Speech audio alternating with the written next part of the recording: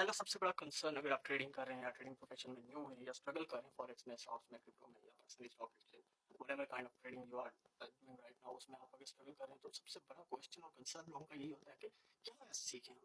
जब भी आप ट्रेडिंग स्टार्ट करते हैं, बिगनर हैं या स्ट्रगल कर रहे हैं, तो आप इस चीज़ में कंफ्यूज होते हैं कि यार मैं कौन सी स्किल सीखूं, क्या सीखूं मैं ट्रेडिंग में, क्योंकि there are thousands and millions of things which are floating in the market कि ये भी सीख लो, ये भी सीख लो, ये भी करना पड़ता है, वो भी करना पड़ता है।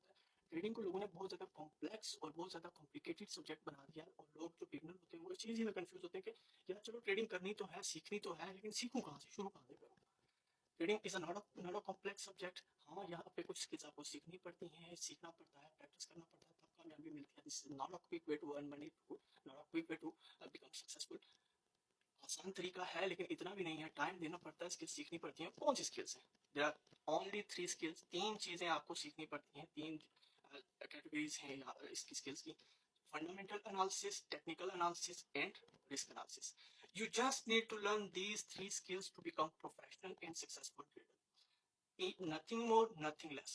अगर आपको कोई कहता है ये भी करो, वो भी करो, हाँ, फंडामेंटल एनालिसिस, रिस्क एनालिसिस और टेक्निकल एनालिसिस के डिफरेंट सब कैटेगरीज आ जाती हैं जिनको आपको सीखना पड़ता है। मतलब अगर हम टेक्निकल की बात करें तो उसमें यूज ऑफ इंडिकेटर्स आ जाता है। इंडिकेटर्स में भी डिफरेंट इंडिकेटर्स हैं, उसके अलावा आपका कैंडलस्टिक पैटर्न्स आ जाएंगे, आपकी जो है वो ट्रेंड लाइन आ जाएंगी, उसके बाद आप जो है उसके अंदर डिफरेंट थ्योरीज को जो है वो अप्लाई करेंगे, चूको थ्योरी को अप्लाई करेंगे, उसके बाद प्राइस एक्शंस को देखेंगे। मतलब सब कैटेगरीज तो हैं।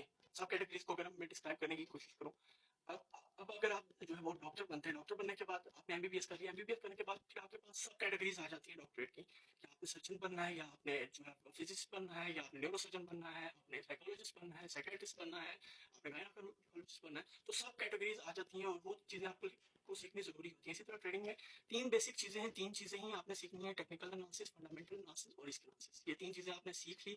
इसको भी मैं आपको एक एक अगली वीडियोस में डिस्क्राइब करूंगा थोड़ा बहुत कि टेक्निकल एनालिसिस में क्या क्या सीखना जरूरी है, फंडामेंटल क्या, रिस्क क्या, एनालिसिस क्या।